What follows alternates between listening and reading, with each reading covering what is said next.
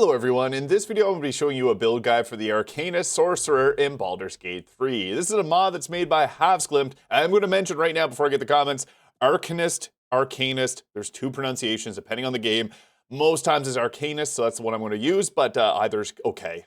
This subclass gets access to some cool new cantrips like the Arcane Blast, Arcane Explosion, and Arcane Barrage. It also has some different benefits like adding your Charisma modifier to things like your Arcane Blast, and many other cool abilities that we'll be breaking down in this video. Now, at level 1, you do get the cantrip here. Alright, so you may notice my character is looking different. This is my 7th time trying to record this video. Not having good luck. You can't mouse over the cantrip here, so just keep in mind, it's at the very bottom of this mod page. Don't mouse over that ability here if you're playing on PC. You can mouse over Magic Missile and the others here, but that top one will crash your game.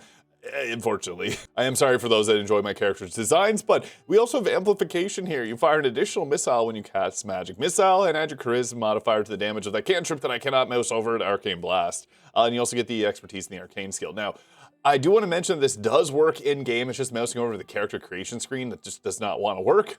And for cantrips, I like to have Mage Hand for throwing water bottles and healing potions to keep your team alive. Firebolt if you need to explode something, just general damage if you know spell slots. Friends if you're the face of the party. If not, you can go with something like Ray of Frost, or you can swap a Firebolt for that. And I like Bone Chill to stop targets from receiving healing, but you could also throw on Minor Illusion if you don't want one of these damage options, as this is actually a really good spell, and it kind of fits the thematics of this class. Now, we also got access to our two spells here, so Shield and Chromatic Orb or Ice Knife for good choices. You can use Mage Armor too, but there's a lot of scrolls of that in the game. Chromatic Orb just gives you a few different types of damage coverage. Actually, Thunderwave is probably the best choice here for the pushback, because that's a really useful ability. And we'll go with 16 Dexterity, 14 Constitution, and 16 Charisma here for the stat spread. For our level 2 spell, we can throw in, again, Chromatic Orb or the Mage Armor there if we just need a bit more defense. We already have Magic Missile, so it's kind of our main spell that we'll be using. I like Distance Spell too, because this is super useful with Magic Missile. Sometimes you just can't hit a target, and using one sorcery point for that's really great. I also like Extended Spell because this can double this duration of a lot of different spells, like Global Invulnerability becomes 6 turns, kind of crazy, many others. You could also throw in Twin Spell because Twinned Haste is really nice as well. I really like using that, and buffing up another teammate's great. Now we got the Arcane Explosion here doing a 2d8, pushing back all nearby enemies and loose objects at level 3. Pretty powerful ability, and again, Force is not commonly resisted, so that's solid. We also get access to level 2 spells. I personally like Hold Person because while Scorching Ray is great, Magic Missile is guaranteed damage, and while it does do a little bit less damage, we get an extra one. So I like to have Hold Person to set up our teammates. And the meta magic we'll be taking to level 3 is Quicken Spell. Bonus action spells, need I say anymore, it's great. Level 4 gives us another cantrip here. Again, if you didn't take Friends as the face of the party, that's a great time to do so. I guess there's really not too many things that we really want outside of Minor Illusion, and even Shocking Grasp can be good if there's a target that's jumping you. At this point, I think actually Scorching Ray is a good choice. I also like Misty Step or Mirror Image for the defensive value, but I go all out on defense as a sorcerer, it's worth it. Now, at level 4, we could go with the Alert feat to be able to go first in combat. That's typically one of the better options as a sorcerer, because 2 spells in the first turn of combat can make a huge difference. Alternatively, an increase to the Charisma for better spell casting also works plenty great. Level 5, it gives us the Slow spell. You can target up to 6 creatures and slow them. Actually, a very underrated spell. It reduces armor class, dexterity saves reduced by 2. And they can only take 1 action, they lose their extra attack. It's actually a very powerful spell, especially if you're going against lots of people with extra attacks, because it shuts them down pretty much. Now, once we get to level 5, I like Haste, with Twins Haste being really nice. Fireball's always a good choice, but Counterspell or Lightning Bolt are the 2 best in my opinion for this, because you can hit more targets typically with a Lightning Bolt in most situations, but also it can be doubled in damage. Fireball's a great spell though, don't get me wrong. I think Counterspell actually fits the theming of this build quite well, so we'll take that for our first one, just because it's such a useful spell, one of the most powerful in the game. Level 6 gives us our Prismatic Barrier, giving you a temporary health equal to 5 plus your sorcerer level, and advantage on saving throws against spells, and anyone that attacks you in melee will take 1 to 4 force damage for 10 turns as a bonus action. Pretty good ability. Pretty tanky. Also at level 6, we then can take our next spell, Lightning Bolt or Fireball. If you do prefer Fireball, then nothing wrong with that. I just think Lightning Bolt fits a little bit better onto this.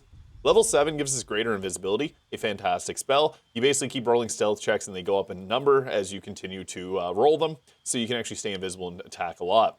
Level 4, Ice Storm, honestly such great value. It's 2 turns of ice, but if you use one of your sorcery points for extended spell, that becomes 4 turns. Pretty cool, eh? It's actually pretty nice for crowd control sake. Now, once we get to level 8 here, we can take another one. Confusion's not a bad one, because that's another one that we can actually extend from 3 turns to 6 turns. They have a 50-50 chance of either attacking at random or doing nothing. It's really useful just shutting down a large group of enemies because its AoE is huge. And level 8, I would recommend grabbing the Alert feat for that +5 to initiative. If you didn't take it previously, and if you did, then go with a Charisma increase, or Warcaster can be a good choice too. Now level 9 gives us our Arcane Barrage, and this ends up doing a bit more damage than intended. It's a 6d10 force and then a 3d10 to nearby enemies, kind of like Chain Lightning. Quite a powerful ability and a fun one at that. We'll then get to level 9 here, and Cone of Cold is just a great spell, large area of effect, and it's another spell that can have its damage doubled for a maximum 128 potential damage. Pretty nice stuff. We'll then go ahead here, Minor Illusion, I guess, and then for our spell, we'll take Hold Monster is such a valuable spell, and Dominant Person kind of funny too, or even Cloud Kill if you have a Hero's Feast Cleric, because you can all stand out in it, but I do think Hold Monster is the best choice, and you can even go back to take Fireball if you don't like Hold Monster. Now we'll take Twin Spell here. We got everything that we want for meta magic, Extended Spell being a very underrated option. Level 11 gives us the Savant. So you have mastered the control over your magic and wield it with pristine control. When you deal damage with a leveled spell, it deals force damage equal to 2 plus your highest available level spell slot. Pretty strong stuff. We then also get Arcane Gate. Yay. And we get access to better spells like Chain Lightning and Globe of Invulnerability. Again, Extended Spell makes that 6 turns, which is going to be pretty much the entirety of combat. Level 12, then I would actually recommend taking the Globe of Invulnerability. And for the final feat, if we stick at level 12, I'd recommend maxing out your Charisma. And I will show you the level 20 build too. Now once you get past level 12, you really just get to choose from the spells that you already have access to. But if you have any modded spells, this is a great time to take them. I also think it's a great time to take Fireball there. We didn't take previously, just some extra damage options. The Sorcerer doesn't get a whole lot of spells, and that's kind of their biggest weakness, but it's nice too in the sense that we do get some very powerful ones from our subclass. We now get Arcane Power at level 15, sacrificing a 5th level spell slot to infuse your body with magic from the Weave and enter a state of heightened magical ability. So you could expend basically whenever you do this, you get free spells of the spell level below it. So if we expended the 5th level, we can get free level 4 spells. These do not cost any spell slots to cast. And your spells of a higher level sacrifice will deal additional force damage equal to 3 times the sacrifice spell slot's level. And cantrips, you know, with a casting time of 1 action can then be cast as a bonus action. And you can do a long rest before you're able to do this again. That's a 3-turn duration. That's actually pretty crazy. And we'll also go ahead with another spell here. I think Sunbeam is an okay option if you really want to blind the enemies. And it's concentration, so you can continually spam it. Actually, Misty Step. We haven't taken Misty Step yet. We need that for the extra teleport around, although there are boots that'll give you that. Level 16 gives us another feat, and at this point, not a hard choice. Tough is so good on level 20 builds because it gives you 40 extra health to work with. And that's just a lot of survivability. I guess we'll then take Mirror Image here just for a bit more tankiness. It doesn't really matter too much what we're going to be taking for our meta magic. We got the ones that matter most already. And then once we get to level 18, again, more health. Level 19 will give us our final feat. And at this point, it's a tough choice. I like Lucky to give ourselves the advantage on attack rolls, ability checks, and saving throws. But you can also go with a dexterity increase as well. I just think Lucky's a fun one to experiment with because it's just so good. And then level 20, we just get another sorcery point. And if we do a short rest, we get 4 sorcery points back. Now, as far as gear goes, there's a lot of great options. Like, you can get the Potent Robe, which is just great, adding Charisma modifier to cantrips. Love that. It's extra damage on our already powerful cantrip. But also on top of that, you get temporary health equal to your Charisma modifier, plus 1 to your armor class. And I'm going to use the Staff of Spell Power here. You can get a free spell from this, which then means we can give ourselves a free mage armor, although there's so many scrolls of it. I just want to showcase that, yeah, you got this staff here. You could also actually add in a level of the wizard and use the staff for a free water elemental. It's probably the best use of it. Because we don't want to use this staff, we want to use Marka Heshker, but I'll get to that in a moment why. Birthright gives us a +2 to our charisma here, just better spell casting, cloak protection. And then for gloves, I get the Gloves of the Belligerent Skies here, which will apply reverberation on the enemy when we deal thunder, lightning, or radiant damage. And then also have the Coruscation Ring here, which whenever we deal spell damage, well, inflicted or illuminated, we apply radiating orbs on the enemy. It's just really good on any of your casters. And if you want to take it a step further, the Callous Glow Ring will also proc with that, and then it'll give you 2 points of radiant damage, which will trigger your Gloves of the Belligerent Skies. But I have another idea. You could add in the Luminous Gloves, will give us even further radiating orbs, and then if we want those conditions so bad, we can then add in the Boots of Stormy Clamor, which will then take that condition and give you 2 turns of reverberation. I also have the Hellrider Longbow on and Viconia's Walking Fortress. You can swap this out if you want later on in the game to give yourself the Heldisk armor, obviously that's going to give you the most survivability. And a great thing about this is you can also add in the Tempest Domain Cleric for just a single level and get heavy armor proficiency, so you don't have to use this. And we're going to use Kareska's Favor on the Bolts of Doom, because this will give us lightning charges, which is just great for our spellcasting, adding a bit of extra damage. If you know you're getting into a fight too, you can actually precast your Prismatic Barrier there to give you this really cool little shield. All right, so I actually popped the Arcane Power ability there because that gives us those free spells below the 5th level, but then also powers up our spells above the 5th level, so that's really cool. But this will give us like free versions of Ice Storm, which is really nice. And then we can also burn through and use our Arcane Blast here, which you can see I can now look at, and it's a bonus action now. Pretty great stuff.